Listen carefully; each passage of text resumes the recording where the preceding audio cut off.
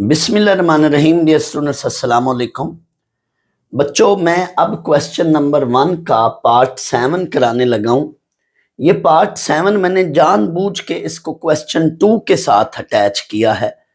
इसको क्वेश्चन 2 के साथ कराने लगा हूं। इसके बाद मैंने अभी क्वेश्चन 2 कराना है।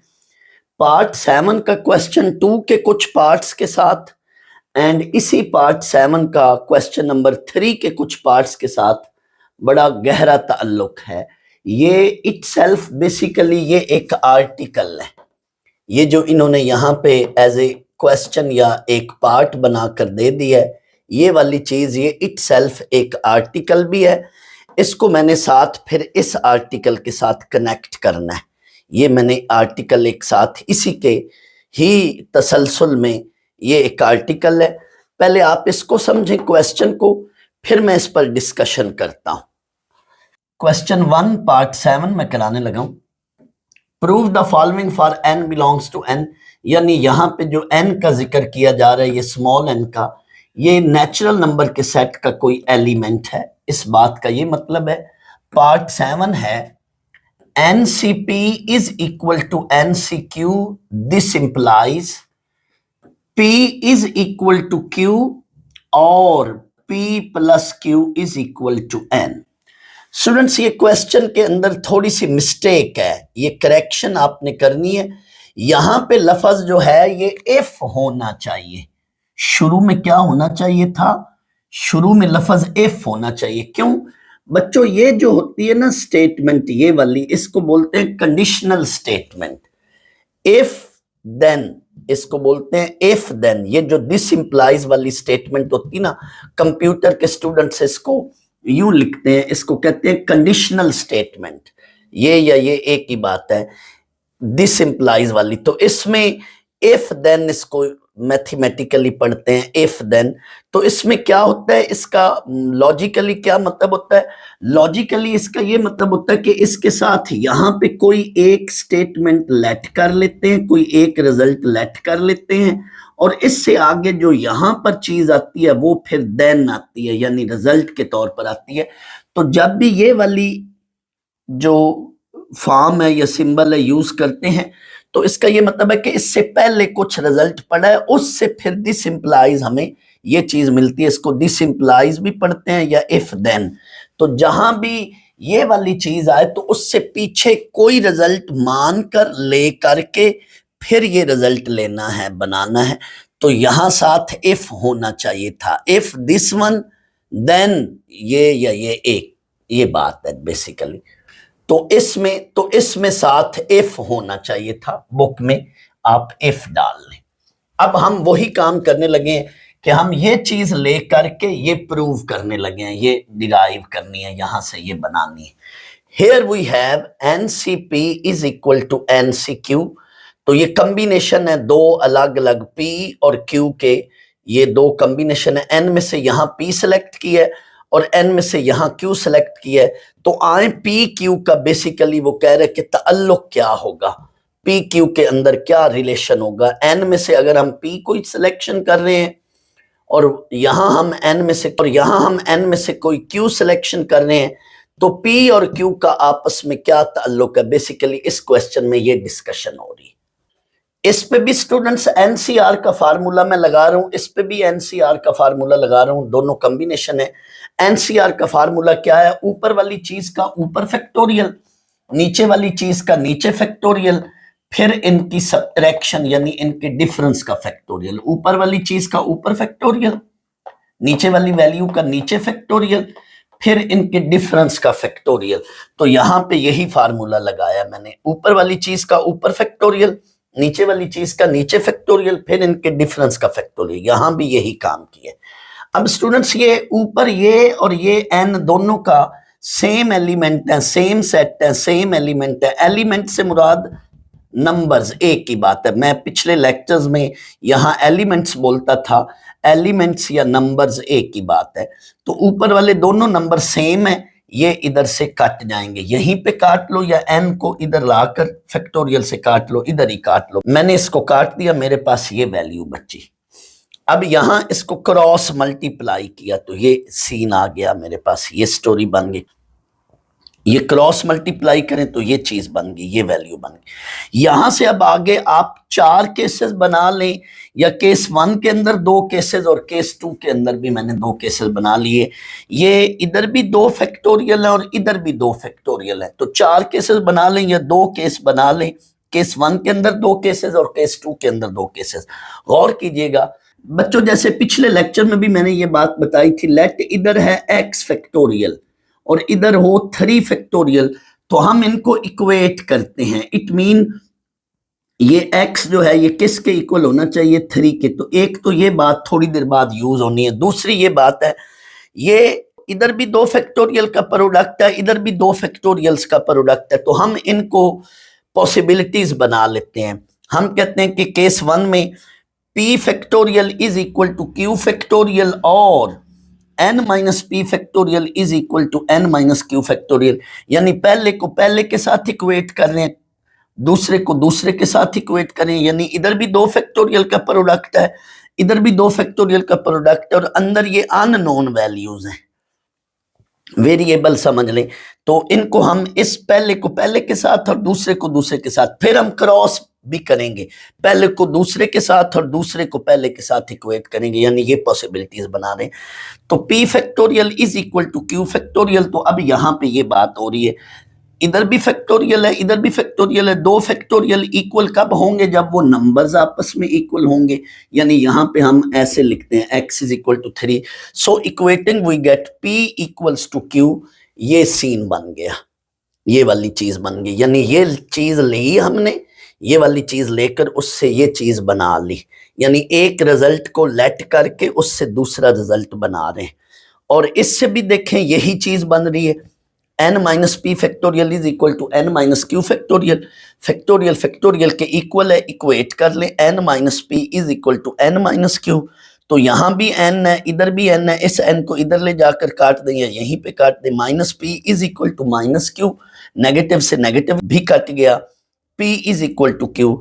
तो जब भी 2 कॉम्बिनेशन ऐसे बराबर हों तो हम कहेंगे कि p is equal to Q. मैं इस बात का यहाँ पे इसका और इसका रिलेशन यूं समझा देता हूं। लेट 7c4 ये जरूर 7c4 के इक्वली होगा। ये कॉमन बात है, ये ट्रिवियल बात है, सिंपल सी चीज है। 7c4 is equal to 7c4, यानी यहां पे बेसिकली ये कहा जा रहा है 7cp 7cq, it mean p must be equal to q। एक तो ये सीन हो सकता है, यानी जब 2 कॉम्बिनेशन बराबर हो तो उसमें ये नीचे वाले जो नंबर्स हैं ये बराबर होंगे। एक तो ये सीन है, मसलन 7c4 अभी मैंने कहा वो 7c4 के भी बराबर होता है, 7c4 वो 7c4 के ही बराबर होता है। दूसरी सीन या दूसरी बात ये होगी, दूसरा सीन या दूसरी बात ये होगी, आए वो यहां से अब हम देखते हैं। यहां पे अब क्रॉस कर रहे हैं हम, यानी पहले को दूसरे के इक्वल कर रहे हैं और दूसरे को पहले के इक्वल कर रहे हैं, यानी इस प्रोडक्ट में हम क्रॉस बना रहे हैं। p factorial second case, p factorial is equal to n minus q factorial, पहले को दूसरे के साथ और दूसरे को पहले के साथ। ये यानी केस 1 में भी 2 केसेस हैं, केस 2 में भी 2 केसेस हैं, टोटल 4 केसेस बन रहे हैं। तो यहां से देखें अब ये रिलेशन बनने लगा है। जब भी 2 फैक्टोरियल इक्वल हो तो हम उनको आपस में क्या है, इक्वेट करके लिखेंगे। p is equal to n minus q, तो आप q को इधर लेकर आए तो n की वैल्यू बन गई p प्लस q। ये सेकेंड वाली स्टोरी, असल ये वाली स्टोरी है। ये तो नॉर्मल सी बात है, ये कॉमन सी बात है, अंडरस्टूड है ये चीज। असल ये चीज है, इस केस को जो ये p is equal to case, इसको हम कॉमन केस कहेंगे, कॉमनली ट्रिवियली अंडरस्टूड है। 2 कॉम्बिनेशन में जब नीचे वाले नंबर सेम हो तो वो जाहिर है वो इक्वल ही होंगे। असल ये चीज है। दूसरी बात ये, तो यहां से या यहां से ये दोनों तरह से n की वैल्यू यही आ रही है, p plus Q, n is equal to p plus Q, ये चीज आ गई। तो ये इनफैक्ट टॉपिक है, गौर कीजिएगा इसका अब क्या मतलब है। यानी जब भी 2 कॉम्बिनेशन आपस में इक्वल होंगे तो ऐसा भी हो सकता है कि यहां पे लेट 4 हो, अगर इन दो का सम 7 बन रहा है, गौर कीजिएगा, इसका ये मतलब है P प्लस Q, ये जो नीचे वाले नंबर हैं इनका सम ऊपर वाला नंबर हो तो भी बात इक्वल होगी, यानी तब भी ये दोनों इक्वल होंगे। अगर इन दोनों का सम ये बने नंबर P प्लस Q, नीचे वाले दोनों नंबर का सम ऊपर वाला नंबर बने तो भी ये कॉम्बिनेशन इक्वल होंगे, इसका ये मतलब है। ये गौर कीजिएगा, ये वाली बात की मैं वजाहत कर रहा हूं। दो सीन थे ना, एक तो ये कॉमन वाली बात थी, ट्रिवियल वाली बात थी, दूसरी ये है कि अगर नीचे वाले नंबर P एंड Q का सम n बन जाए, P एंड Q का सम ये n बन जाए तो भी ये कॉम्बिनेशन इक्वल है। तो क्या इनका सम ये ऊपर वाली चीज बन रही है? यस, तो भी यही बात है। सम कह लें या यहां पे बेसिकली ये Q जो है ना, ये Q बन रहा है n माइनस P। ये Q, ये जो Q है ये इन दो का डिफरेंस बन रहा है, यानी Q की जगह वो लिख सकता था n minus P, N C P is equal to N C N minus P. मैं यही बात कर रहा हूं यहां पे। ये जो चीज है बेसिकली Q यहां से निकाले ना तो n माइनस पी बन रहा है, तो एक ही बात है, यानी P plus Q is equal to n या Q is equal to n minus P या P is equal to n minus Q, एक ही बात है। Q is equal to n minus P या P की जगह आप n माइनस Q लिख लें, एक ही बात है। दूसरे लफ्जों में यानी इनका सम 7 हो या यहां पे वो नंबर आएगा जो इनका डिफरेंस हो 7 माइनस 3, यही बात कह रहा हूं। 7 माइनस 3 तो वो 4 ही बन रहा है। आए यही बात यहां पे दूसरे अंदाज में मैंने मतलब इधर जो है इसी को आगे कंटिन्यू किया, ये टॉपिक है, यही बात इधर फिर मैं कह रहा हूं। सिमेट्री प्रॉपर्टी ऑफ कॉम्बिनेशन, यानी दो कॉम्बिनेशन बराबर कब होंगे? सिमेट्री कहते हैं इक्वल को, सेम को। सिमेट्री प्रॉपर्टी ऑफ कॉम्बिनेशन, दो कॉम्बिनेशन कब बराबर होंगे? एक तो ये ट्रिवियल केस है, ये ट्रिवियल केस डिस्कस नहीं किया गया, ये वाली चीज डिस्कस की गई है। क्या? NCR बराबर होएगा NCN माइनस R, इनका डिफरेंस, यही बात कर रहा हूं जो अभी मैंने की थी। NCP बराबर होएगा NC इनका डिफरेंस N माइनस P। ये बेसिकली Q जो है, ये थोड़ी देर पहले अभी मैंने बोला था कि Q किसके इक्वल है? P को उधर ले जाएं, N माइनस P, तो Q की जगह N माइनस P बात लिखी जा रही है। इसका या इसका एक ही बच्चों मतलब है, कोई इसमें या इसमें 19-20 का भी फर्क कोई नहीं, एक ही बात है। यानी सुन लो फिर दोबारा, इन दोनों का जब हम सम लेंगे तो वो ऊपर वाली चीज ही बन रही है। आप इन दोनों का सम लो ना, P plus N minus P, तो ये कट के n बन गया, यानी नीचे वाली चीजों का सम ऊपर वाली चीज है। ये भी वही बात है, नीचे वाली वैल्यूज का सम, नीचे वाले नंबर्स का सम क्या है? ऊपर वाली चीज है। तो ये एक ही बात है, ये चीज या यहां पे Q की फॉर्म में भी इसको हम लिख सकते हैं, P को हम लिख सकते हैं N माइनस Q। ये यही बात की जा रही है। वजह क्या है सर, ये ऐसा क्यों हो रहा है? बेसिकली NCR यानी जो सिलेक्टेड, पहले मैं इसकी वजाहत कर लूं फिर वजह भी बताता हूं, इसका पहले मतलब बता लूं। इसका मतलब क्या है, इसका मतलब बता लूं। NCR यानी जो सिलेक्टेड हैं उनके वेज, पीछे क्या बच्चे? पीछे अनसिलेक्टेड रह गए। N में से R हमने ले लिए, पीछे क्या बच गए? N में से R सेलेक्ट कर लिए, पीछे क्या बच्चे? N माइनस R बच्चे। तो सिलेक्टेड के वेज यानी इनके वेज और जो पीछे अनसेलेक्टेड हैं उनके वेज, ये वाले वेज, ये बराबर होंगे कॉम्बिनेशन। सेलेक्टेड के कॉम्बिनेशन और अनसेलेक्टेड के कॉम्बिनेशन बनाएं, वेज बनाएं तो दोनों बराबर होते हैं। वजह सर क्या है, ये ऐसा क्यों है? एक तो हमने ये मैथमेटिकली प्रूव भी कर लिया, दूसरा मैं टेक्निकली भी बताता हूं। जुगाड़, ये मैथमेटिकली प्रूफ है इसी स्टोरी का, टेक्निकली भी जरा देखें, गौर कीजिएगा बच्चों, तवज्जो से सुनिएगा। बेसिकली बच्चों ये वाली जो चीज है ना, ये एंट्री टेस्ट में बहुत आती है। ये कॉम्बिनेशन की सिमेट्री प्रॉपर्टी बहुत ज्यादा आती, मैं अभी बताऊंगा। एमसीक्यू जरूर आता है, डिफरेंट यूनिवर्सिटीज के अंदर एमसीक्यू जरूर आता है। मैं बच्चों बेसिकली इस तरह का कंसेप्ट दिया करता हूं कि आपका जो है ना हर तरह से कंसेप्ट बने। असल आपको पढ़ाई का फायदा तब है जब आप डिफरेंट यूनिवर्सिटीज में जो एंटी टेस्ट हैं वो आप करें। और इंशाल्लाह मैं अभी थोड़ा जैसे ही मुझे टाइम मिलेगा मैं एंटी टेस्ट की तरफ लेक्चर्स अपने शुरू करूंगा। बहुत सारे बच्चे मुझे कहते हैं कि जी आप एंटी टेस्ट की तैयारी के लिए अपने लेक्चर शुरू करें, हमने उधर से तैयारी करनी है। तो अभी बेटा टाइम का मसला है, इंशाल्लाह जैसे ही मुझे मौका मिलेगा, मेरे जहन में है, अल्लाह पाक खैर रखे, मैं इंशाल्लाह शुरू करूंगा। लेकिन मैं जब कोई भी टॉपिक पढ़ाता हूं तो मेरा मकसद ये होता है कि आपका कंसेप्ट क्लियर हो, क्योंकि जब आप डिफरेंट यूनिवर्सिटीज के एंटी टेस्ट देंगे तो मेरे लेक्चर्स आपको जरूर काम आएंगे। पायदार लेक्चर्स हैं मेरे, इंशाल्लाह आपको वहां पे काम आएंगे डिफरेंट यूनिवर्सिटीज के अंदर। सिर्फ नंबर लेना बच्चा मकसद नहीं है, नंबर फर्ज को लो अच्छे आ गए किसी बच्चे के, लेकिन कंसेप्ट कोई नहीं है। यूनिवर्सिटी का एंटी टेस्ट बैठा है, बच्चा नहीं क्लिक कर रहा तो क्या फायदा है उधर, तो फिर वही बच्चे क्लिक करेंगे जिनके कंसेप्ट अच्छे हैं। तो आए ये देखें मैं आपको क्या बात करने लगा। 9C4 ऊपर 9 का फैक्टोरियल, ये कॉम्बिनेशन का फार्मूला, और नीचे 4 का फैक्टोरियल, साथ इनके डिफरेंस का फैक्टोरियल, तो ये चीज बनी।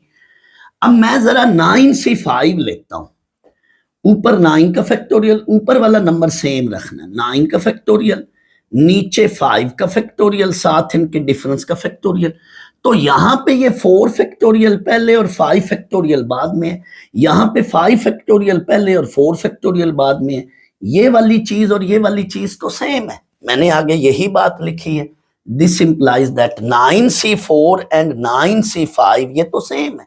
मैं ये क्या बात कर रहा हूं, मैं यही बात कर रहा हूं कि सेलेक्टेड के कॉम्बिनेशन और पीछे अनसेलेक्टेड, बेसिकली ये जो 5 है ये 9 - 4 है, इनका डिफरेंस यहां पे देखे ना, NCR NCN-R, यहां पे यानी ये इनका डिफरेंस है, ये इक्वल होते हैं।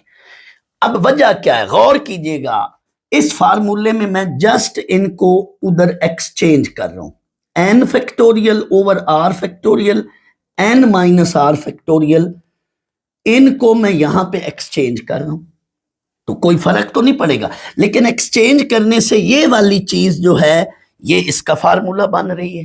क्या मतलब, गौर करना, n factorial over n - r factorial, ये यहां पे साथ ही सॉरी फैक्टोरियल भी, n factorial over n - r factorial, साथ इनके डिफरेंस का फैक्टोरियल ले तो वो यही बन रही है चीज, n - n प्लस r का फैक्टोरियल। इनके डिफरेंस लेना इन दोनों का, तो डिफरेंस में ये माइनस प्लस हो जाएगा। ये चीज देख लें, इसको जरा देख लें, ये बेसिकली मैंने इसको किया, n factorial over n - r factorial, साथ इनके डिफरेंस का फैक्टोरियल, ये साथ ना ऐसे फैक्टोरियल है, ये जगह कम थी तो मुझे ये डालना भूल गया फैक्टोरियल। तो बेसिकली ये चीज या ये चीज सेम ही आपके सामने। इट मीन फिर वही बात, NCR veg combination and NCN-R, यहां इनके डिफरेंस का कॉम्बिनेशन, ये दोनों बराबर है। 9C7 एंड 9C9 - 7, यानी पे हमेशा इनका डिफरेंस ले लो, तो ये चीज बन रही है 9C2। तो इसके वेज और इसके वेज बराबर हैं, यानी इनके कॉम्बिनेशन और इसके कॉम्बिनेशन बराबर हैं। जो भी नंबर यहां पे होगा ये हमेशा इनका डिफरेंस होगा। मसलन मैं लिखता हूं 9C6, ये बराबर होएगा 9C9 - 6 को डायरेक्ट में 3 लिख रहा हूं। आप कैलकुलेटर से चेक कर लो, 9C6 के कॉम्बिनेशंस एंड 9C3 के कॉम्बिनेशन सेम है, कैलकुलेटर से चेक कर लो। तो बेसिकली यहां पे यही कह रहा है, NCR के कॉम्बिनेशन एंड NCN-R, यानी यहां पे जो है इनका डिफरेंस ले लो, तो ये वाले कॉम्बिनेशन या वेज और ये वाले वेज बराबर होंगे। ये वही बात यही कह रहा है कि ये देखे ना, Q बेसिकली क्या होगा, N-P, या इनका सम, दूसरे लफ्जों में इनका सम ले लो, इन दोनों का नीचे वाली वैल्यूज का सम ले लो, तो वो N बन रहा है। हमेशा ये बात पक्की होगी कि इनका जो सम है वो हमेशा ऊपर वाली वैल्यू होएगी 9। तो मैं डिफरेंस की बजाय सम कहूंगा, यानी यहां पे क्या नंबर लिया जाए, तो यहां पे ऐसा नंबर लिया जाए जो इन दोनों का सम 9 बना दे। तो यहां पे क्या होना चाहिए, फिर यहां पे बच्चों 3 होगा। आए एक आध और एग्जांपल लेता हूं। 10C5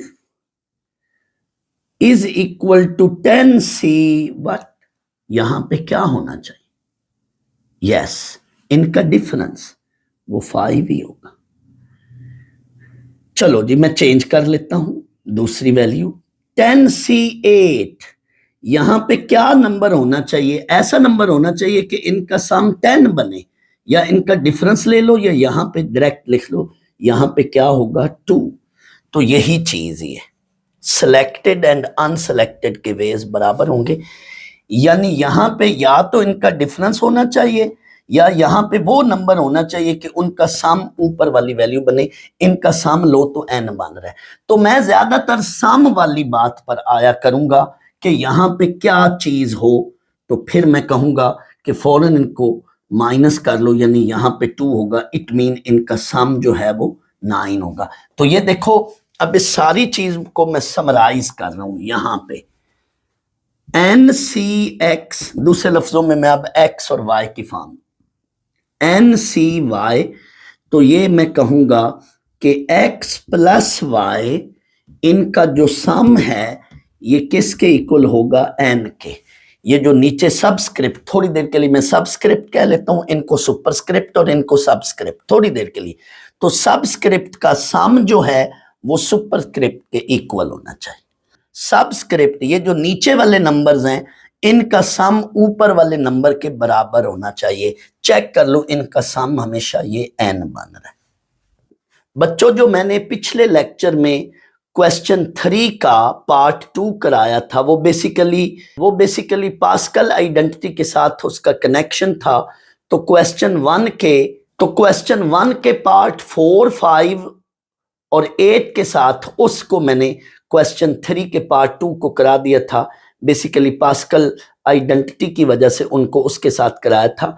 तो उसका मैं अब यहां पे जरा दोबारा जिक्र करता हूं, क्वेश्चन 3 पार्ट 2 का। मैं इस जगह पे, ये सारा कुछ रहेगा, मैं इस जगह पे उसका एक बार जिक्र करना चाहता हूं। उसमें भी एक मकसद है मेरा, जरा गौर से सुनिएगा, देखिएगा। बच्चों, ये मेरे प्रीवियस लेक्चर में आपने क्वेश्चन 3 पार्ट 2 देखा था। उधर मैं इस पोजीशन में नहीं था कि मैं R के साथ ये 5 वैल्यू भी बताऊं। बुक में चूंकि सिर्फ R की वैल्यू 3 है, तो अब यहां पे मैं दूसरी वैल्यू भी R की निकाल सकता हूं, बता सकता हूं, और ये दोनों रिजल्ट सही हैं। बट बुक में सिर्फ R इज इक्वल टू 3 है, तो ये इस वजह से R इज इक्वल टू 5 भी हो सकता है। तो आए, अब मैं इस पोजीशन में हूं कि मैं आपको R की ये दूसरी वैल्यू भी बता दूं। क्वेश्चन 3 पार्ट 2, असल ये पूरा सही मेथड ये है, लेकिन अभी अब इसको आप देखेंगे तो सही समझ आएगी।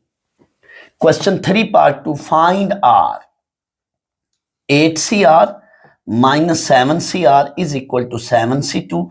यहां हमने R की वैल्यू निकालनी है।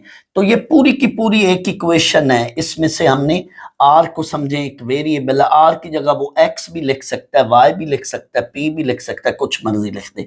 तो जब किसी भी इक्वेशन में से कोई वैल्यू निकालनी हो, तो पहली बात ये करते हैं कि उसके साथ कुछ ऐड सब्ट्रैक्ट हो रहा होता है। X की वैल्यू निकालनी हो तो उसको पहले उधर ले जाना है, दैट्स वाई इसको मैं उधर लेकर जाऊंगा। मुझे यहां से R की वैल्यू निकालनी है, तो इस कॉम्बिनेशन को उधर ले जाऊंगा। ये यहां माइनस हो रहा है, उधर जाके प्लस हो जाएगा। अब यहां पे पास्कल आइडेंटिटी लगनी है, इस पे पूरी पूरी पास्कल आइडेंटिटी की रीजन देनी है। क्या, मैं वो रीजन यहां पे भी बता देता हूं। आपने बच्चों NCR लेना है दोनों कॉम्बिनेशन में, यहां पे NCR लेना है।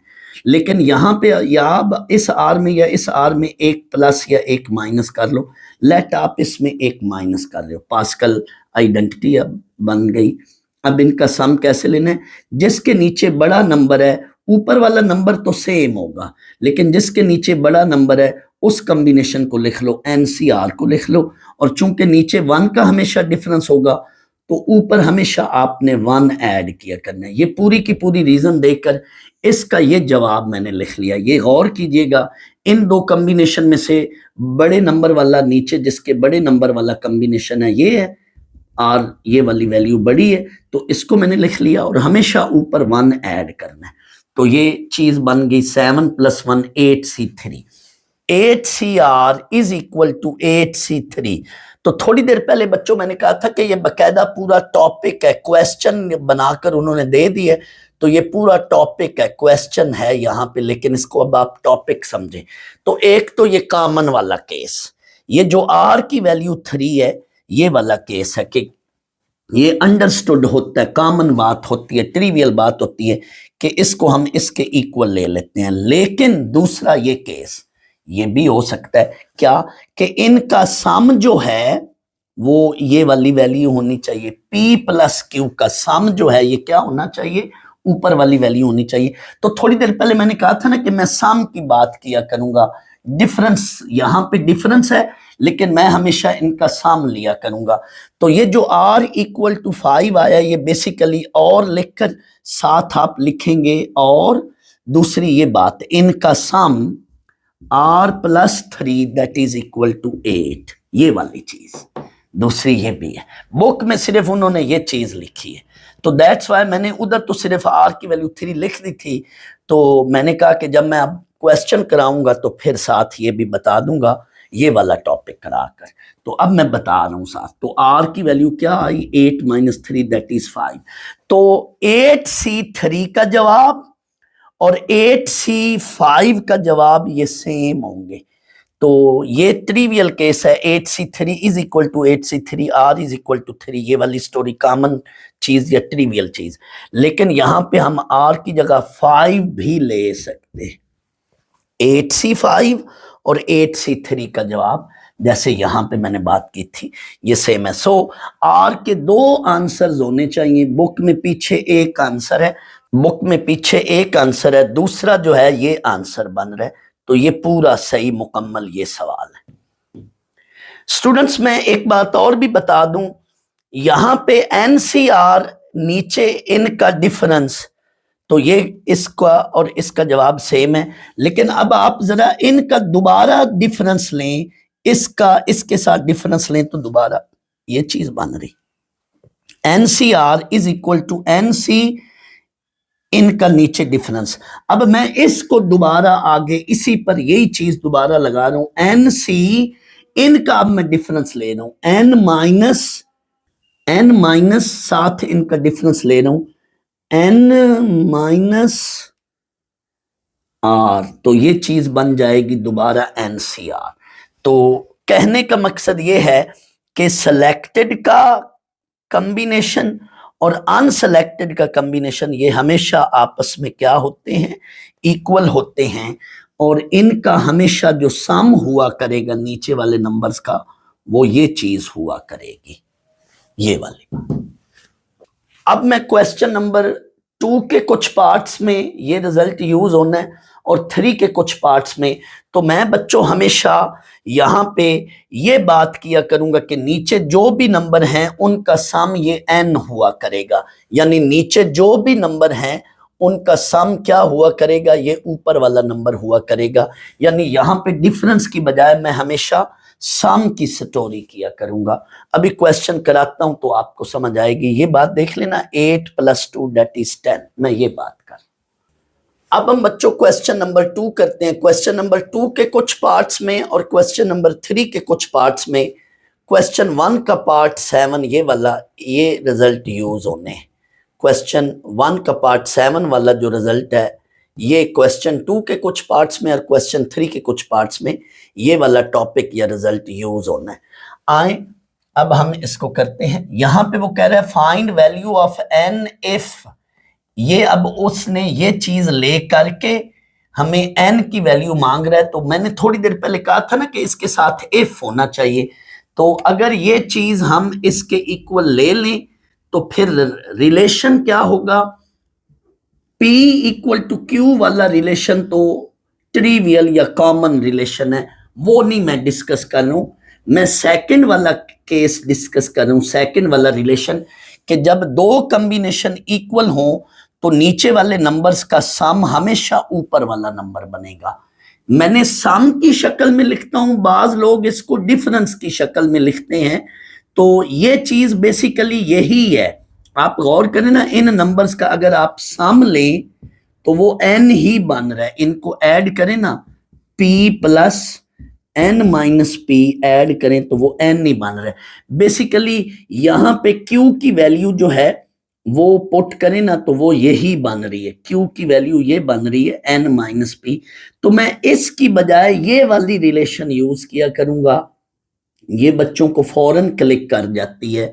कुछ लोग इस तरह से इस क्वेश्चन को कराते हैं डिफरेंस के साथ, मैं सम के साथ कराऊंगा। आए क्वेश्चन कराता हूं तो समझ आएगी। NC5 is equal to NC4, what should be n। इस इक्वेशन को आगे लेकर चलना और n बताना है। तो जब भी दो कॉम्बिनेशंस के दरमियान इक्वल का साइन हो, तो अभी मैंने कहा था सिमेट्री ऑफ कॉम्बिनेशन, वहां पे एक और लफ्ज भी था सिमेट्री ऑफ बाइनोमियल कोएफिशिएंट्स। जब मैं बाइनोमियल थ्योरम करवाऊंगा अगला चैप्टर 7, तो उसमें जाकर फिर इस चीज को मैं दोबारा उधर डिस्कस करूंगा, सिमेट्री वाली बात को। इसलिए वहां पे मैंने सिर्फ सिमेट्री ऑफ कॉम्बिनेशन वाले लफ्ज पर जोर दिया है। बाइनोमियल थ्योरम वाली बात अभी मैंने उस पर नहीं की कि बाइनोमियल थ्योरम वहां पे लफ्ज था, वो क्या था, वो अभी चैप्टर 7 के अंदर स्टोरी शुरू होगी, उसमें बात छेड़ूंगा मैं। तो यहां पे देखें, जब भी दो कॉम्बिनेशन के दरमियान इक्वल हो तो सिमेट्री वाला ये वाला रिलेशन यूज करना है। क्या, नीचे वाले जो भी नंबर्स होंगे उनका सम ऊपर वाला डिजिट ले लो, ऊपर वाला नंबर ले लो। लो जी, ये रिजल्ट मैं यूज कर रहा हूं, this one plus this one that should be equal to n।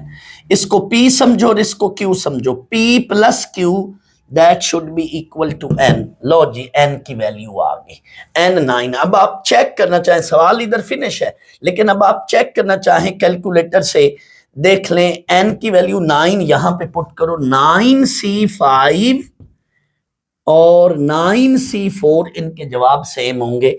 मैंने थोड़ी देर पहले एग्जाम्पल भी यही बनाई थी, 9c5 और 9c4 ये सेम होंगे। तो हमारा n का जवाब जो है 9 वो सही है, चेक कर लेना। अब ये भी वही बात है, इसमें मुझे कहने की नहीं जरूरत है। जब भी इस तरह की कोई चीज आ जाए बच्चों, तो आपने क्या करना है, ये देखो इन डिजिट्स का सम n ले लेना है, सामने ये रीजन जरूर देनी है। अगर 4 नंबर का सवाल आए तो सामने ये वाली रीजन जरूर देनी है, इधर भी देनी है, यहां भी देनी है, और इसके सामने भी ये वाली रीजन देनी है। पी क्यू की बजाय आप कोई और डिजिट भी ले सकते हो, x ले लो, NCX NCY, तो आपने कहना है x प्लस y, नीचे वाले डिजिट्स का सम ऊपर वाला डिजिट होगा, नंबर होगा। तो और ये सारे पॉजिटिव नंबर्स होते हैं, तो ये n is equal to 22। Similarly ये थर्ड पार्ट भी देख लें।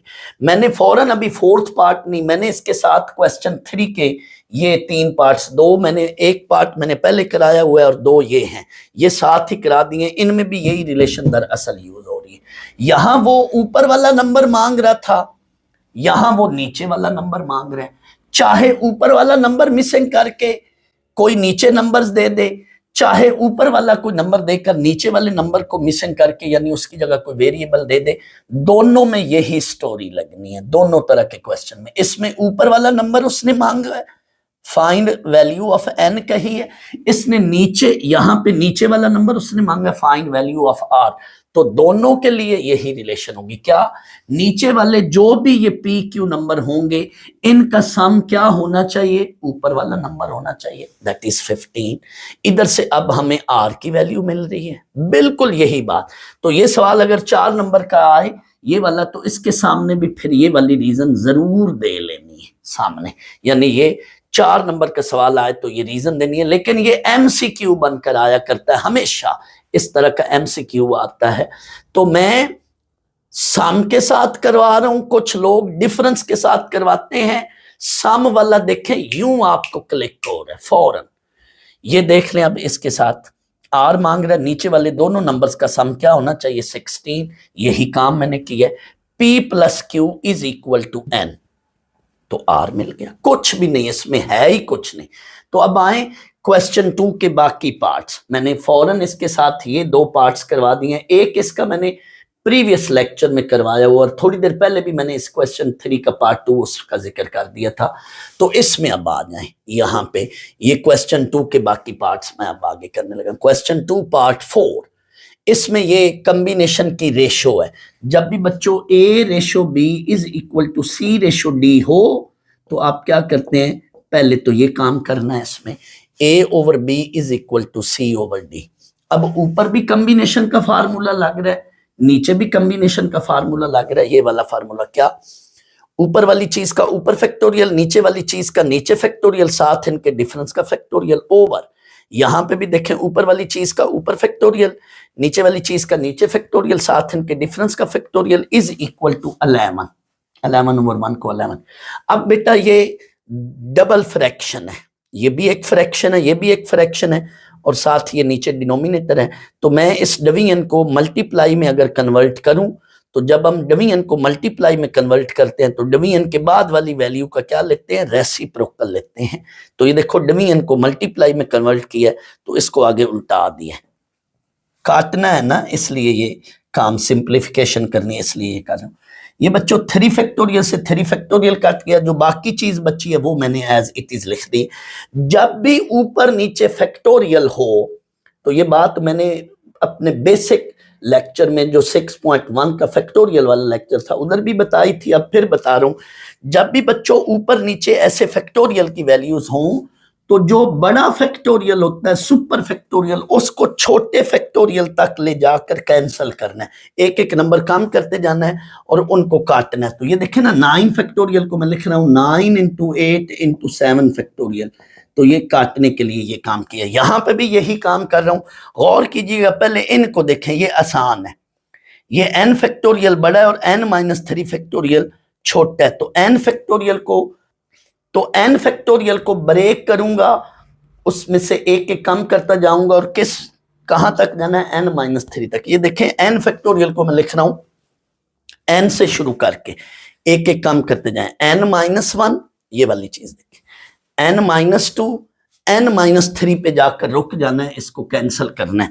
सिमिलरली इन दो को देखें, इसमें ऊपर वाला फैक्टोरियल बड़ा है और इसमें नीचे वाला यहाँ पे फैक्टोरियल बड़ा था, तो इसको भी 3 स्टेप्स नीचे डाउन करना है। 2n के बाद 3 step, 2n into 2n-1, 2n-2, 2n-3। जितना फर्क हो, जितना डिफरेंस हो, इस डिजिट के बाद उतने स्टेप डाउन जाने हैं।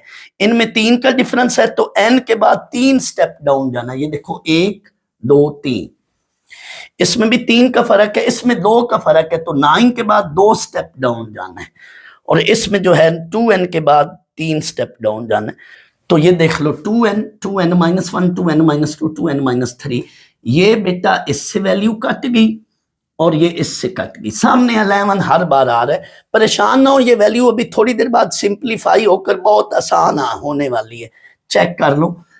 अब ये देखो, ये 2 इंटू n है, तो ये n इस n से कट गया। मैं यहां से अगर 2 कॉमन लूं तो ये भी कट जाना है, दैट्स वाई यहां से मैं अगले स्टेप में 2 कॉमन लूंगा तो n-1 रह जाएगा, ये भी कट गया। बस अब कुछ भी नहीं रह गया, 2 कॉमन लिया, ये 2 इंटू 2 दैट इज 4, साथ 2n-1 और नीचे n-2।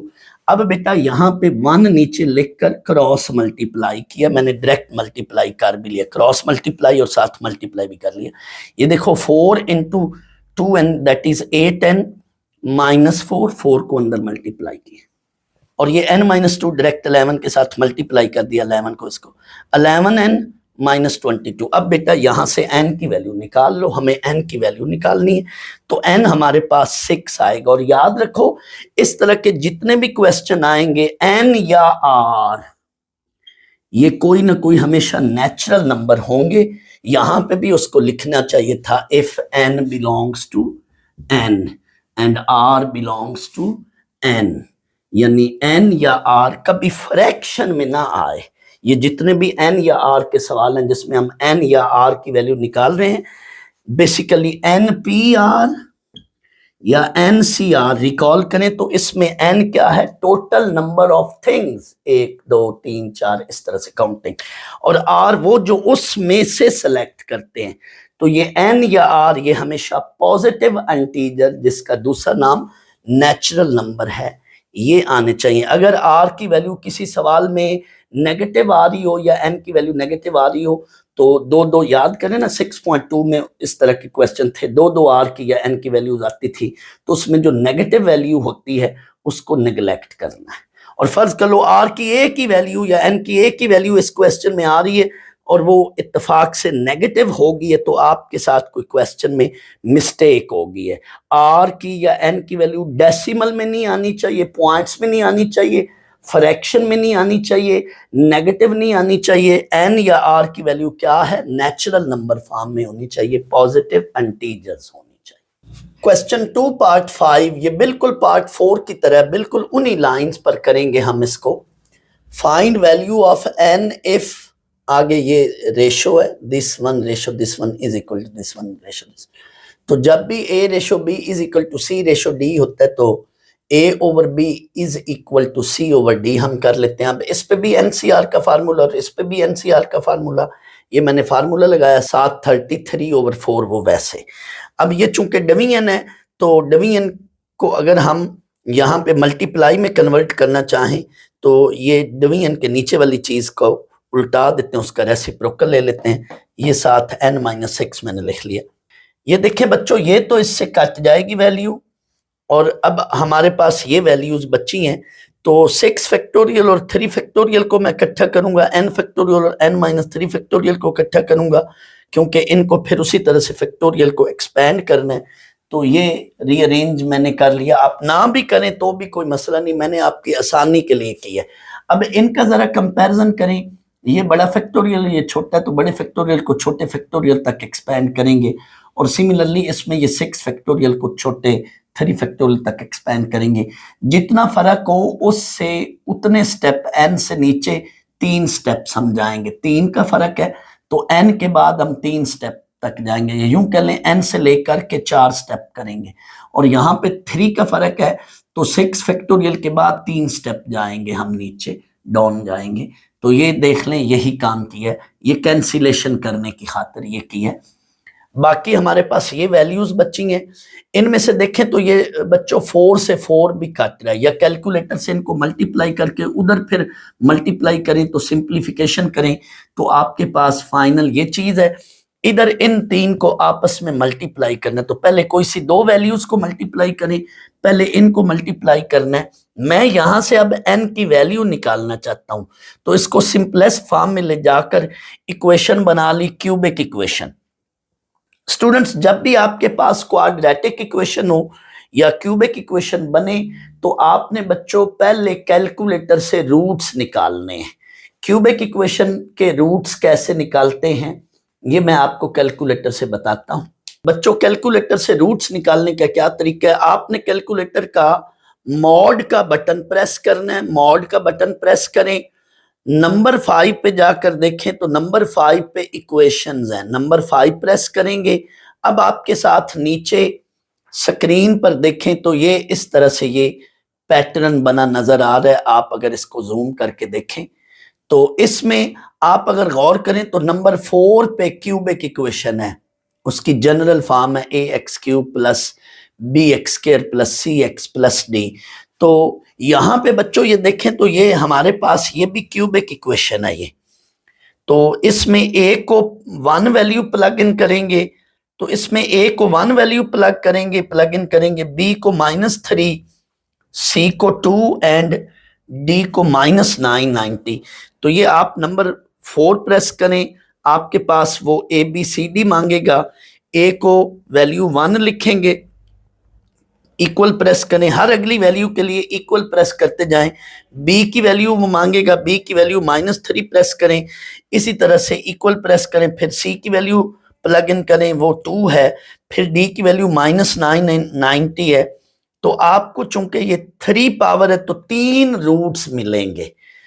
एक x1 ये वाला रूट, दूसरे बाकी दो ये इमेजिनरी रूट्स हैं, -4 प्लस 8.6 अयोटा, -4 माइनस 8.6 अयोटा, ये दो इमेजिनरी रूट्स हैं। रूट्स तो आपने कैलकुलेटर से निकालने हैं, लेकिन डायरेक्ट अब रूट या फैक्टर नहीं लिखना। ये x1 x2 x3 है, बट हमारे पास जो इक्वेशन है ये n में है, तो हमें एक रूट जो है वो रियल रूट का पता चल गया। बच्चों कैलकुलेटर फेडरल बोर्ड में अलाउ है, तो आपने फौरन रूट्स कैलकुलेटर से निकालकर रियल रूट को फिर आपने सिंथेटिक डिवीजन से बकायदा परफॉर्म करके भी शो करना है। यानी डायरेक्ट यूं रूट्स ना लिखें, रूट्स का पता कर लें कैलकुलेटर से, लेकिन जो रियल रूट्स होंगे उनके साथ आप सिंथेटिक डिवीजन का काम करोगे। यही काम इंशाल्लाह जब मैं चैप्टर 5 करवाऊंगा। चैप्टर 5 अभी मैंने जानबूझ के नहीं कराया, वो बहुत सिंपल चैप्टर है, बहुत इजी है। दो चैप्टर आपकी बुक में आसान तरीन है, एक चैप्टर 5 और एक चैप्टर 4। तो इंशाल्लाह इसके बाद वही मैं चैप्टर्स कराऊंगा 5 और 4। तो चैप्टर 5 में भी यही काम हम करेंगे, रूट्स को आइडेंटिफाई करेंगे कैलकुलेटर से, लेकिन उनको फिर हम सिंथेटिक डिवीजन से शो करेंगे बुक में कि हमने ये रूट सिंथेटिक डिवीजन से फाइंड आउट किया है। तो जो रियल रूट होगा वो सिंथेटिक डिवीजन से आपने शो करना है। तो ये सिंथेटिक डिवीजन का ये रूल है, तरीकाकार है कि आप ये कॉफिशेंट्स लिखेंगे, कोई पावर मिसिंग है तो उसका कॉफिशेंट 0 लिखेंगे। ये कॉफिशेंट मैंने लिख लिए, first coefficient as it is लो डाउन करना है। ये पहला कॉफिशेंट क्यों लो डाउन करते हैं नीचे, पता है आपको? ये मैंने अपने एक लेक्चर में, पहले मेरे प्रीवियस लेक्चर जाके देखें तो उसमें ये वजह बताई हुई है मैंने। सिंथेटिक डिवीजन में ये leading coefficient as it is नीचे क्यों लो डाउन होता है, मैंने अपने प्रीवियस लेक्चर्स में जाकर देखें तो उसमें ये रीजन बताई हुई। अब ये जो भी हमारा रूट निकला है इसको इससे मल्टीप्लाई करेंगे, तो ये 11 बना, इसके नीचे लिखें ये 8, 11 इंटू 8 88 90, इसको इससे मल्टीप्लाई करें। लास्ट सम को रिमाइंडर कहते हैं। जब रिमाइंडर 0 आ जाए तो हम कहते हैं ये वाली वैल्यू रूट है, फैक्टर है। So n is equal to 11, ये हमारा रूट है। बाकी जो है ये डिप्रेस्ड इक्वेशंस हैं। डिप्रेस्ड इक्वेशन बना ली, 1 into n square plus 8n plus 90, this is root. यहाँ पे कहना है n is equal to 11 is, और ये डिप्रेस्ड इक्वेशन है। यहाँ जस्ट कह देना कि इसके बाकी दो रूट्स इमेजिनरी है, वो फिर निकाल लेना, क्योंकि क्वाड्रेटिक फार्मूला लगाकर निकालेंगे तो क्वेश्चन पहले ही बहुत लेंथी हो चुका है। तो यहाँ पे ही आपका खत्म है। n की वैल्यू 11 जो है ये हमारा आंसर है। 11 को आप इसमें बेटा यहाँ पे पुट करके ना, इस जगह पे यहाँ पे पुट करके 11 को या यहाँ पे पुट करके चेक कर लो, रिजल्ट यही बनेगा। यानी फाइनली आप क्रॉस वेरीफाई भी कर सकते हो। ये लॉन्ग में आने वाला सवाल है, शॉर्ट तो बनकर नहीं आना चाहिए क्योंकि ये बहुत लेंथी है क्वेश्चन। एक और भी तरीका है बट वो फिर थोड़ा सा रट्टा बन जाता है। यहाँ पे आकर मैंने ये सेकंड मेथड भी लिख दिया, कर तो दिया, लेकिन ये फिर रट्टा है। इस तरह के जब 2 या 3 डिजिट्स का प्रोडक्ट हो और वो डिजिट्स कंटिन्यूसली एक एक कम हो रहा हो या एक एक ज्यादा हो रहा हो, यानी कंजेक्टिव हो। ये देखो ना, ये तीनों अब कंजेक्टिव है, n-1 n-2 ये कंजेक्टिव है। तो कोशिश करनी होती है फिर जो सामने नंबर है उनको भी कंजेक्टिव डिजिट्स में ब्रेक करें। एक एक कम हो रहा है तो इसको देखते हैं कि क्या ये ऐसे 3 डिजिट्स में ब्रेक हो सकता है कि वो 3 डिजिट्स भी इसी ऑर्डर में हो, एक एक कम हो रहे हैं या एक एक इधर से देखें तो एक एक ज्यादा हो रहा है। तो 990 को जरा 10 पे डिवाइड करें तो ये पूरा पूरा डिवाइड हो रहा है, तो इट मीन एक डिजिट तो 10 है, बाकी 2 डिजिट्स 99 से देख लें तो बाकी 2 डिजिट्स होंगे 9 एंड 11। तो ये 3 डिजिट्स मिल गए 9, 10 एंड 11। तो इसको फिर 990 को आपने इन 3 डिजिट्स के प्रोडक्ट में लिखना है, लेकिन तरतीब यही रखें, ये सबसे बड़ा है, फिर ये छोटा, फिर उससे छोटा। तो इधर भी आप यही तरतीब रखें, 11 इंटू 10 इंटू 9। फर्ज कर लो एक बच्चा यहाँ पे पहले 9 लिख बैठता है, फिर 10 लिख बैठता है, फिर 11, तो भी कोई मसला नहीं है। हमने इक्वेट करना है, बड़े डिजिट को बड़े से इक्वेट करना है, दरमियान वाले को दरमियान से और छोटे वाले को छोटे से, तरतीब कोशिश यही किया करो कि जो इधर तरतीब है इधर भी फिर वही लिख लें, वरना आप आगे पीछे लिख बैठे तो भी कोई मसला नहीं। फिर इक्वेटिंग करते वक्त बड़े को बड़े से इक्वेट करो, छोटे को छोटे से और दरमियान वाले को दरमियान से। तो इनमें से किसी भी नंबर को इक्वेट करें, मैंने यही कहा हुआ है इक्वेटिंग वी गेट, लेकिन n को इक्वेट करना है इनमें से बड़े नंबर के साथ। बड़ा नंबर 11 है तो n इज इक्वल टू 11। फर्ज कर लो आप n-1 को इक्वेट करते हो तो ये मिडल नंबर है। देखिए बच्चों 3 नंबर है ना, n, n-1, n-2।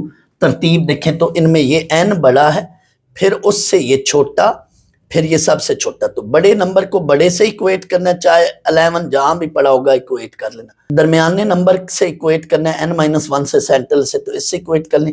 सबसे छोटे को इक्वेट करना है तो सबसे छोटे से इक्वेट कर लें, जैसे मर्जी इक्वेट करें। n11 ही आ रहा है, ये देख लो। n-1 से इक्वेट करो, किसी एक से करके देखना है, लेकिन मैं आपकी ये तसल्ली कराने के लिए हर एक के साथ करा के देख रहा हूं। तो n11 ही आ रहा है, तो आप ये यूं भी बता सकते हैं, लेकिन सही मेरे ख्याल में ये है। ये थोड़ा शॉर्ट ट्रिक हो जाती है, और रट्टा भी इसमें है, बाज का बच्चों को पता नहीं चलता। बेहतर यही है आप ऐसे कर लें। बहरहाल ये भी सही है, ऐसे भी कर सकते हैं। अब बच्चों ये लास्ट पार्ट 6 है इसी क्वेश्चन 2 का। ये बिल्कुल पिछले 2 पार्ट्स यानी पार्ट 4 और 5 की तरह है, उन्हीं लाइंस पर है। मैंने स्पेस कम थी तो हिंट्स की फॉर्म में लिख दिया। इस पे अलग फार्मूला लगाएं, इस पे अलग लगाएं, ये वैसे ही रहने दें। बच्चों रेशो जो होती है वो डिवीजन होती है, और डिवीजन में जब इसको हम डिवीजन को मल्टीप्लाई में कन्वर्ट करेंगे तो इसको उल्टा दिया, मैंने शॉर्ट फॉर्म में कर लिया, ये हमारे पास चीज बन गई। अब कई बच्चों का ये भी दिल करता है, ये मैंने बात पार्ट 4 में भी बतानी थी, मुझे याद नहीं रही यहाँ पे, कि ये मैं 2 को बाहर ले जाकर n फैक्टोरियल से n फैक्टोरियल काट दूं। नहीं, ऐसा नहीं कर सकते। कई बच्चों का ये दिल करता है कि ये 2 को बाहर ले जाकर n फैक्टोरियल से n फैक्टोरियल काट दें, ये ऐसा नहीं कर सकते। ये 2n फैक्टोरियल एक पूरी वैल्यू है, इसको हम ब्रेक नहीं कर सकते। यानी कभी ऐसा नहीं होता कि ये x इंटू वाई ये एक पूरी वैल्यू है तो इसको हम ऐसे लिख लें, ऐसा नहीं होता। ये x इंटू वाई पहले ये एक प्रोडक्ट होता है, ये एक पूरी वैल्यू होती है, प्रोडक्ट होता है, इसको ब्रेक नहीं कर सकते। दैट्स वाई इसको 2 फैक्टोरियल इंटू n फैक्टोरियल नहीं लिखना। तो इस 2n का इससे कंपैरिजन करना है तो 3 डिजिट डाउन जाना है, 2n के बाद 3 डिजिट डाउन जाना है और इससे काटना है, और फिर ये n फैक्टोरियल का इससे कंपैरिजन करना है, उसी तरह से 3 डिजिट डाउन जाना है। तो देख लें 2n के बाद 3 डिजिट, 2n-1, 2n-2, 2n-3, इससे काटने की खातिर ये काम करना है। और n को लिखा n-1, n-2, इससे काटना है। तो ये देखो, ये इससे बेटा काट गई वैल्यू, ये इससे कट गई, फर्दर ये n इस n से कट जाएगा। तो हमारे पास अब ये देखें 3 फैक्टोरियल को मैंने इससे काटना है, तो 3 इंटू 2 फैक्टोरियल ये इससे कट गई वैल्यू। फर्दर जो वैल्यू बची है वो मैंने फिलहाल लिखी है, जो चीजें बच गई हैं मेरे साथ रिमेनिंग वो लिख ली है। ये नीचे जो है 3 इंटू n-1 और ऊपर ये 2 फैक्टर बचे हैं, साथ राइट साइड पे 12 वैसे ही। तो यहां से 2 कॉमन ले लो, मैं हमेशा यूं करके करता हूं तो फिर ये इजी हो जाता है, क्योंकि ये टर्म फिर इससे भी कट जाती है। 2 अगर कॉमन लेना तो n-1 से ये कट जाएगी टर्म, तो ये ऐसे आसान भी रहता है, वरना मल्टीप्लाई करके करेंगे वो फिर क्वाड्रेटिक इक्वेशन बनेगी, वो लंबा काम हो जाएगा। तो 2 कॉमन लिया तो ये इससे कट गया। यही काम मैंने पार्ट 4 में भी इसी तरह का किया था। तो ये 2 इंटू 2 4 उधर जाके इससे काट कर 3 बनेगा, ये 3 इंटू 3 उधर मल्टीप्लाई हो जाएगा, 9 बनेगा, -1 को उधर ले जाएंगे 10 बन जाएगा। यानी ये कैलकुलेशन कर लें तो फाइनल हमारे पास n की वैल्यू 5 आई है। ये थोड़ा शॉर्ट में मैंने कर दिया है। n की वैल्यू 5 को आप चेक करना चाहें तो इसमें पुट करके ना n की वैल्यू को, और आप चेक कर लें आंसर 12 बनेगा, ये आपका है रिजल्ट। या इसमें पुट कर लें तो ये रेशो जो है वो 12:1 बनेगी, ये वाला n जो है 5 इसमें पुट करके इसकी रेशो को देखें तो ये 12:1 बनेगी। क्रॉस चेक भी कर सकते हैं कि हमारा आंसर गलत है या दुरुस्त है। क्वेश्चन 3 पार्ट 4 है। ये भी बच्चों क्वेश्चन नंबर 2 के जो आखिरी 3 पार्ट्स हैं बिल्कुल उन्हीं की तरह ही है। उधर हमें n फाइंड आउट करना होता था, यहाँ हमें r फाइंड आउट करना है रेशो देकर। लेफ्ट पे भी 2 रेशोज हैं, राइट पे भी 2 रेशोज हैं, इधर भी यही सीन होता था। तो हमने वही काम जो उन पार्ट्स में किया था इधर भी वही करेंगे। जैसे मैंने उसमें बताया था कि फर्ज कर लो A/B is equal to C/D हो, तो हम A/B is equal to C/D, इधर इन 2 रेशोज की डिवीजन कर लेते हैं और इधर इन 2 रेशोज की डिवीजन कर लेते हैं। तो सेम यहाँ पे भी यही काम किया है, ये कम्बिनेशन इस कम्बिनेशन को इस पे डिवाइड कर लिया इज इक्वल टू 11/15। अगर ये नंबर आपस में इधर कटते हो तो काट ले, ना भी काटे तो भी कोई बात नहीं, फिलहाल यहाँ पे नहीं कट रहे, ऐसे ही रहने दो। अब इस पे भी वो फार्मूला लगेगा एनसीआर का और इस पे भी वो फार्मूला लगना है एनसीआर का। बच्चों मैं ये फार्मूला ऐसे इशारा कर देता हूं कि ये वाला लगना है, तो जहां भी ये फार्मूला लगा करे एनसीआर वाला, तो उसका बेहतर है पेपर में यहाँ पे जहां लग रहा होता है उधर रेफरेंस या रीजन जरूर देनी है। मैंने ये अपने प्रीवियस लेक्चर में भी बताया था, इधर भी मैं बता रहा हूँ, कहीं भी कोई अलजेब्रिक फार्मूला लगे, कोई ट्रिग्नोमेट्रिक फार्मूला लगे या कोई और एनसीआर या एनपीआर का फार्मूला किसी भी क्वेश्चन में लग रहा हो, तो बेहतर यही है कि उसकी रीजन या रेफरेंस जरूर देना है। ये फार्मूला क्या है, ऊपर वाली चीज का ऊपर फैक्टोरियल, नीचे वाली चीज का नीचे फैक्टोरियल, साथ नीचे इनके डिफरेंस का फैक्टोरियल। तो बिल्कुल वही बात यहाँ पे की है मैंने। तो यहाँ पे ऊपर भी फार्मूला लगाया, नीचे भी फार्मूला लगाया, यहाँ पर आकर हमेशा बाकी पार्ट्स की तरह उनमें भी यही मैंने किए स्टेप्स। मैं अभी थोड़ी देर बाद इन स्टेप्स को दोहराता हूं। हमेशा इसको हमने डिवीजन के नीचे है ये चीज, इसको हमने ऊपर ले जाना है, मल्टीप्लाई करके हमेशा उल्टा देना है। यहाँ पे कुछ ना कुछ कटिंग हो रही होगी तमाम पार्ट्स में, आप इनमें भी देख लेना। हमेशा पहले ये वाला स्टेप करके फिर यूं करके यहाँ पे कुछ ना कुछ कटिंग हुआ करेगी जब हम एनसीआर का फार्मूला लगाएं। इसके बाद बच्चों उन पार्ट्स में भी और इधर भी यहाँ पे आपने फिर देखना है कि हमेशा हम कंपैरिजन करते हैं कि ऊपर जो वैल्यू है और नीचे वाली जो वैल्यू है उनमें से कौन से नंबर आपस में थोड़ा बहुत एक नंबर ऊपर नीचे मैच कर रहे होते हैं। जैसे ये और ये है, इनका हमेशा जोड़ मैंने करना होता है आपकी आसानी के लिए। इनको जोड़ लिया और इनको जोड़ लिया, यानी कंपैरिजन के तौर पे आपने गैस कर लेना कि कौन सा नंबर है जो एक दूसरे से छोटे बड़ी वैल्यूज है। जैसे ये और ये एक दूसरे से छोटी बड़ी वैल्यूज हैं, इसका और इसका तो कंपैरिजन नहीं हो रहा ना, कंपैरिजन इसका इसके साथ जोड़ बन रहा है। तो इसको इसके साथ मैंने ऊपर नीचे लिखा। क्यों? मैं हमेशा यहाँ पर इस तरह की एग्जाम्पल दिया करता हूँ कि फर्ज कर लो कोई भी ऊपर नीचे 2 फैक्टोरियल की रकमें हैं, तो हम बड़े फैक्टोरियल की वैल्यू को छोटे फैक्टोरियल में ब्रेक करते हैं, चाहे वो नंबर ऊपर हो बड़ा चाहे नीचे हो, इससे कोई मसला नहीं है, कोई प्रॉब्लम नहीं होती। जैसे यहाँ पे ये r फैक्टोरियल नीचे बड़ा नंबर है और यहाँ पे ये वाली वैल्यू ऊपर बड़ी वैल्यू है इससे, तो ये r फैक्टोरियल इससे बड़ा है, तो इसको एक स्टेप डाउन ले जाएं, r into r minus 1 factorial. Cancellation करने के लिए हम हमेशा ये फैक्टोरियल की फ्रैक्शन को हमेशा कैंसिलेशन करने के लिए इस तरह का स्टेप करते हैं।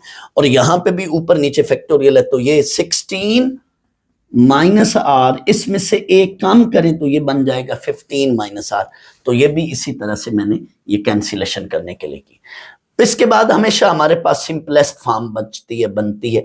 जैसे ही अब आप इसको क्रॉस मल्टीप्लाई करेंगे, r की वैल्यूज को इकट्ठा करें, r को उधर ले जाएं, चाहे इनको इधर ले आए और कांस्टेंट को उधर ले जाएं, या r को उधर ले जाकर कांस्टेंट इधर रहने दें, तो सिंपलीफाई करें तो हमारे पास ये r की वैल्यू बनती है।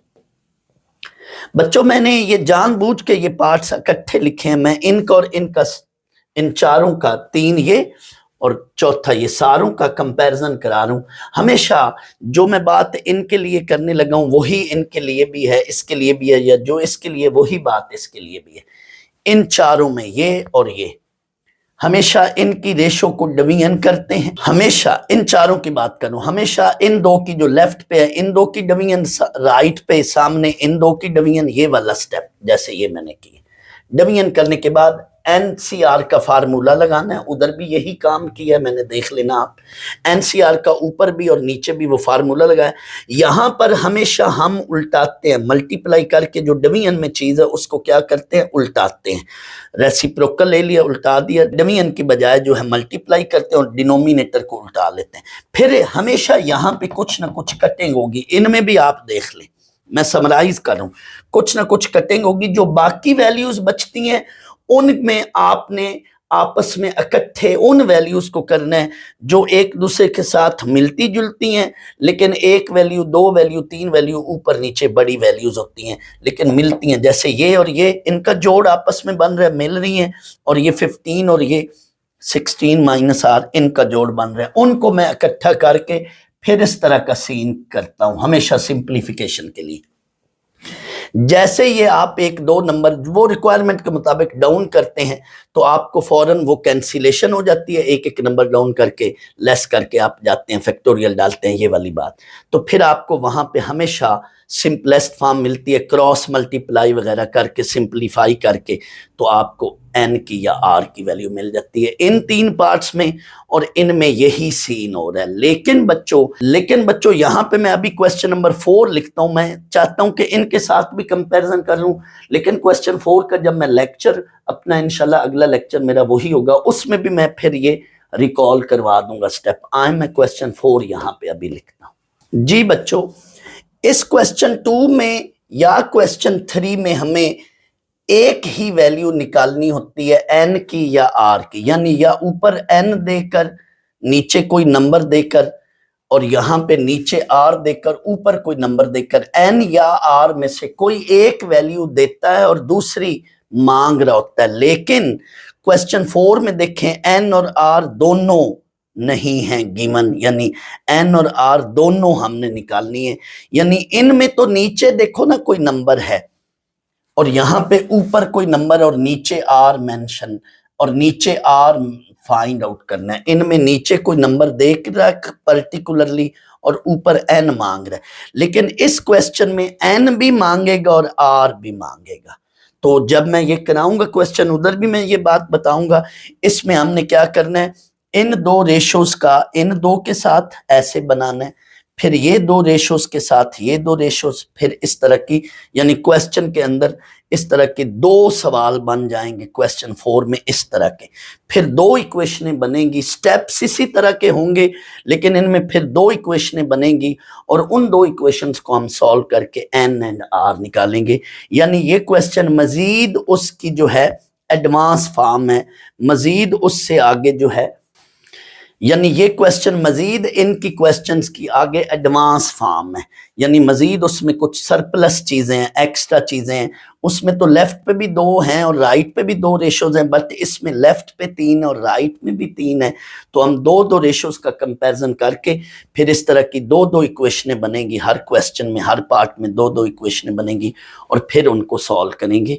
ये मैं इंशाल्लाह अगले लेक्चर में बताऊंगा। स्टेप्स इसी तरह के होंगे लेकिन इसमें दो इक्वेशनें बनेंगी, जबकि इस क्वेश्चन में 2 में ये 3 पार्ट्स और इसमें क्वेश्चन 3 में ये सीधा सीधा एक ही इक्वेशन के अंदर हमें वैल्यू मिल रही है, क्योंकि इसमें ऊपर नंबर मेंशन करके नीचे आर मांग रहा होता है, ये यहाँ पे नीचे कोई वैल्यूज मेंशन करके ऊपर वाली वैल्यू एन मांग रहा होता है, यानी कोई एक वैल्यू मांग रहा होता है, लेकिन इसमें दोनों मांग रहा होता है। तो ये देखेंगे आप, तभी आपको समझ आएगी।